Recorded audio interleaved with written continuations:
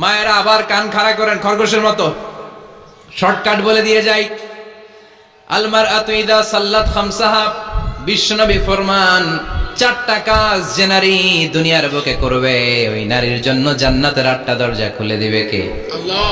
1 নম্বর, আলমারআতু ইযা সাল্লাত খামসাহা, 5 ওয়াক্ত নামাজ যে মেয়েরা পড়বে, সামাত শাহরাহা, যারা রমজানের রোজা রাখবে, আতাআত বালাহা, স্বামীর আনুগত্য করবে, হাফিজাত ফুরুজাহা, লজ্জাস্থানের হেফাজত করবে। এই 4টা কাজ যে নারীরা করবে 8টা জান্নাতের দরজা তাদের জন্য খুলে দিবে কে? সহজ হয়ে গেল না? মাত্র 4টা। কয়টা? আরো জোরে বলেন কয়টা? মাত্র 4টা কাজ। আর কিছু কাজ করতে বিশ্বনবী নিষেধ করেছেন। জামার উপর দিয়ে পারফিউম মেখে যেতে নিষেধ করেছেন মুহাম্মদ সাল্লাল্লাহু আলাইহি ওয়াসাল্লাম। আইয়ুমা ইমরাআতিন ইস্তা'তারাত, যেই মহিলারা পারফিউম মেখে বের হলো পুরুষদের দৃষ্টি আকর্ষণের জন্য, কিয়ামতের দিন জিনাকারিনীদের কাতারে ওদেরকে দাঁড় করাবে কে? আল্লাহ। অনেক মহিলারা আছে ঝাঁঝালো পারফিউম দেয়, আছে না? টেম্পুর মধ্যে বসাই যায় না, না? সিএনজিতে বসছেন, এদিকে বসছে খালাম্মাই, হায় হায় পুরা সিএনজি আমোদ করে ফেলাইছে, এত ঘ্রাণ, ঝাঁঝালো গন্ধ। জানিয়া নিষেধ করেছেন। পরচুলা লাগাতে নিষেধ করেছেন। পরচুলা চিনেন? আলগা চুল, এই আলগা চুল লাগানো নিষেধ।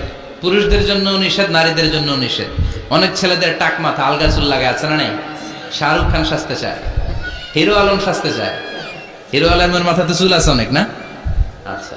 আবার অনেক নারীরা পরচুলা লাগায়, মায়েরা নিষেধ। ব্রু প্লাক নিষেধ করেছেন মুহাম্মদ সাল্লাল্লাহু আলাইহি ওয়াসাল্লাম। আবার ইসলাম একটা ড্রেস কোড দিয়েছে, 4টা নিয়ম মেনে যদি নারীরা ড্রেস পরে যে কোনো ড্রেস পরতে পারবে, কবুল করে নিবে কে? আল্লাহ। মায়েরা খেয়াল করে শুনেন, আপনাদের ড্রেস কেমন হবে? নাম্বার 1, আপনার পুরো দেহটা ঢাকা থাকতে হবে। যে ড্রেস পরবেন you should cover your whole body. শুধু হাতের এই 2 কবজি আর চেহারা খোলা রাখতে পারবেন, তবে চেহারা ঢেকে রাখা উত্তম। একজন মহিলা বোরকা পড়ছে কিন্তু চেহারা খোলা, তার হেজাব হয় নাই, পর্দা হয় নাই, এটা বলা যাবে? কিন্তু উত্তম হচ্ছে চেহারা ঢেকে রাখা, কারণ চেহারা সৌন্দর্যের রাজধানী। Face is the capital of beauty, ঠিক কিনা? চেহারা দেখলাম তো সব বোঝা গেল, ঠিক কিনা? কেমন মাধুর্যতা আছে, দেখতে কেমন সুন্দরী কিনা সব বোঝা যায়।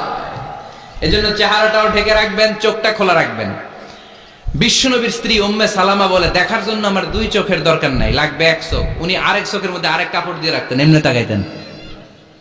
সাহাবারা বলতেন, উনারা দেখলে আমরা দিতাম দৌড়, ভয় লাগতো। চোখ একটা দেখা যায় আর একটা খোলা, উনারা দেখে আমরা এদিক সেদিক পালিয়ে যেতাম। আবার অনেক মহিলারা পা ঢাকে না, পা কিন্তু পর্দার অন্তর্ভুক্ত। সব সময় মেয়েরা পা মোজা পরে বেরোতে হবে, পা দেখানো যাবে না। হাদিসে এসেছে শুধু হাত এতটুকু, পা কিন্তু পর্দার অন্তর্ভুক্ত। উম্মে সালামা বললেন, ইয়া রাসূলুল্লাহ, আমরা তো হাঁটতে গেলে অনেক সময় পা দেখা যায়। বিষ্ণু বললেন, তাই? তাহলে 1 বিঘত নিচ দিয়ে কাপড় বাড়াও।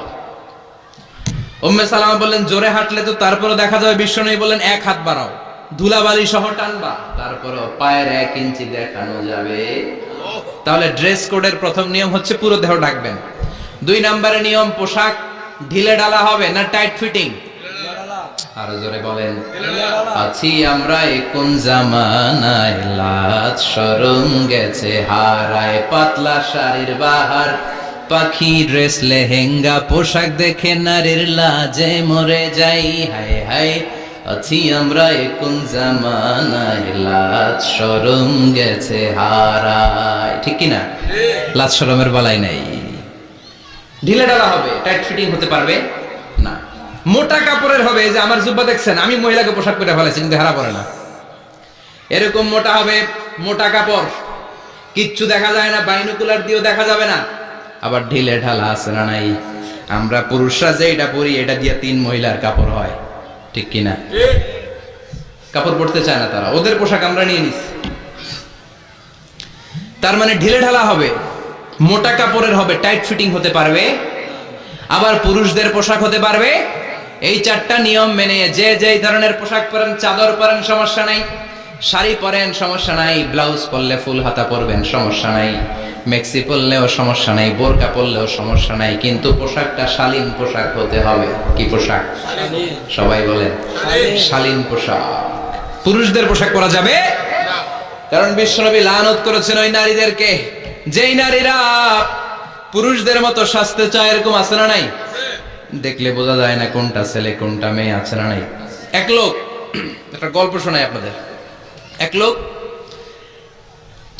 এক বাগানে গিয়েছে, যে দেখে বাগানে কিছু ছেলে মেয়ে খেলাধুলা করে, কিন্তু ছেলে মেয়েদের পোশাক দেখে বোঝার উপায় নাই কোনটা ছেলে কোনটা মেয়ে। শুনতেছেন? পোশাকের এমন দশা, কোনটা ছেলে কোনটা মেয়ে বোঝাই যায় না। আফসোস করে বলল, হায় রে, কেমন এদের মা বাবা, কেমন এদের আক্কেল, কি পোশাক তাদের পরিয়েছে, কোনটা ছেলে কোনটা মেয়ে বোঝাই যায় না। পাশে এক ভদ্রলোক বসা ছিল, রেগে মেগে আগুন, এই মিয়া সাবধানে কথা বলেন, জানেন এগুলো আমার সন্তান, আমার সন্তান এগুলো। লোক তো ভয় পেয়ে গেছে, তাই নাকি? ও তাহলে আপনি এদের বাবা?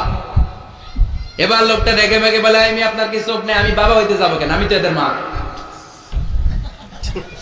তার মানে কোনটা ছেলে কোনটা মেয়ে যেমনি বোঝা যায় না, কোনটা বাবা কোনটা মা এটাও বোঝা যায় না। এরকম আছে না নাই? ছেলেরা পরবে ছেলেদের পোশাক, মেয়েরা পরবে মেয়েদের পোশাক। চিল্লায় বলেন ঠিক কিনা? এজন্য ইসলাম নারীদেরকে যে অধিকার দিয়েছে, পৃথিবীর কোন ধর্ম এত অধিকার দেয় নাই। ইসলাম যে মর্যাদা আপনাদেরকে দিয়েছে, আর কেউ দিয়েছে নাকি? ইসলাম বলে প্রথম সন্তান কন্যা সন্তান হলে ঘরের মধ্যে বরকত আছে না নাই? মিন বারাকাতিল মারআতি তাবকিরুহা বিল ইনাস। একটা মেয়ের মধ্যে বরকত বেশি না কম কেমনে বুঝবেন? তার প্রথম সন্তান যদি মেয়ে হয়, তাহলে বুঝবেন এই মেয়েটা বরকতওয়ালা মেয়ে, এই মেয়ে আপনার জীবনে অনেক কিছু নিয়ে আসবে। সুবহানাল্লাহ কইতে পারেন না?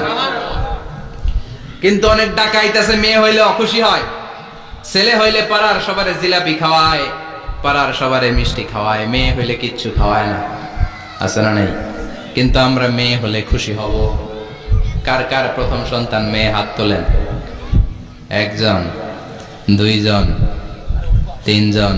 প্রথম সন্তান মেয়ে কার?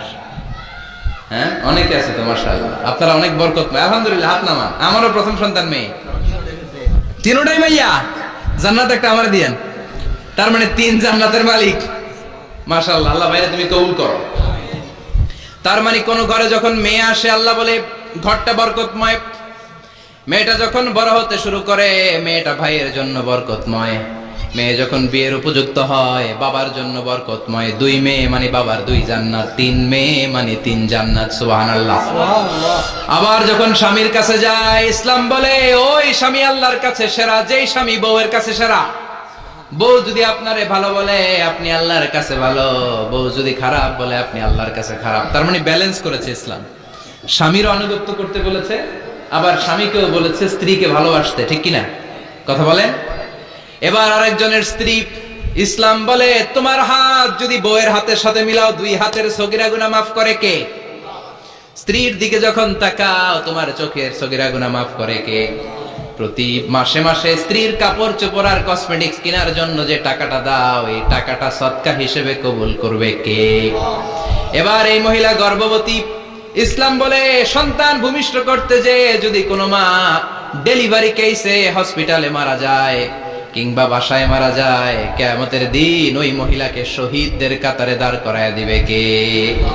বাচ্চা ভূমিষ্ঠ করতে যে শাহিদ, শাহিদা, শহীদদের কাতারে। আর সুন্দর মতো যদি আসে, আল জান্নাতু তাহতা আকদামি উম্মাহাতিকুম, মায়ের পায়ের নিচে সন্তানের বেহেশত, আছে না নাই?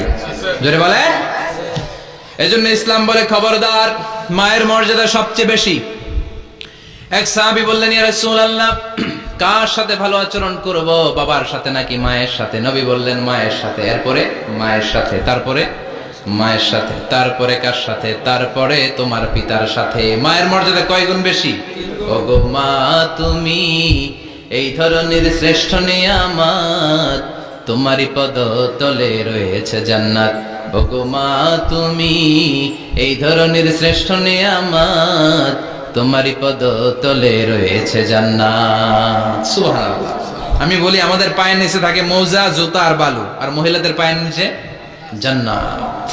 এই পৃথিবীটারে 1000 বার বিক্রি করলে জান্নাতের একটা চেয়ারের দাম হবে না। সুবহানাল্লাহ পড়ে। আর যেই জান্নাত মায়ের পায়ের নিচে পড়ে আছে, ওই পায়ের দাম বেশি না কম? এজন্য মায়েদের সাথে ভালো আচরণ করতে হবে। ইসলাম নারীকে দিয়েছে ইবাদতের অধিকার। নারীরা যদি মহিলা সমাবেশে যেতে চায়, কোনো পুরুষ বাধা দিতে পারবে? নারী যদি মসজিদে নামাজ পড়তে যেতে চায়, বাধা দিতে পারবে? নাগাইশি কি আছে মহিলাদের নামাজের জায়গা? করেন নাই আপনারা? করেন, আস্তে আস্তে করেন, আস্তে আস্তে করতে হবে। তারা অনেক সময় বাইরে বের হয়, বাসায় আসতে আসতে নামাজের সময় হয়ে গেছে, কই পড়বে নামাজটা? মসজিদে সুযোগ করে দেন, মসজিদে পড়বে। তবে ঘরে পড়া উত্তম, ঘরে পড়লে বেশি সওয়াব। সুবহানাল্লাহ। তার মানে ইবাদতের অধিকার ইসলাম নারীকে দিয়েছে, শিক্ষার্জনের অধিকার। আপনার ছেলেকে স্কুলে পাঠান, শুধু ছেলেকে নয়, আমরা বলি আপনার ছেলেকেও পাঠান, মেয়েকেও পাঠান, ঠিক কিনা? আপনার ছেলেকে মাদ্রাসায় পাঠান, মেয়েকেও পাঠান। শিক্ষা সবার জন্য। বিষ্ণু বলেছেন, আল্লিমু বানাতাকুম সূরাতান নূর, তোমরা তোমাদের মেয়েদেরকে সূরা নূর শিখাও। কোন সূরা? কথা কন। ও আমার মায়েরা, আপনাদের জন্য রব্বুল আলামিন সব হকের কথা সূরাতুন নূরে বলেছে। অনেক মেয়েরা প্লাউজ পরে এবং বোরকা পরে। আল্লিমু বানাতাকুম সূরাতুন নূর, তোমরা তোমাদের নারীদেরকে সূরাতুন নূর শিক্ষা দাও। ও আমার মায়েরা, আজ থেকে সূরাতুন নূরের অর্থ পড়বেন, তাফসীর পড়বেন, ঘরটারে বরকতময় করে দিবে কে? আপনাদের আছে মোহরানার অধিকার। বিয়ে করলে পুরুষ মোহরানা পাবে না, দিবে।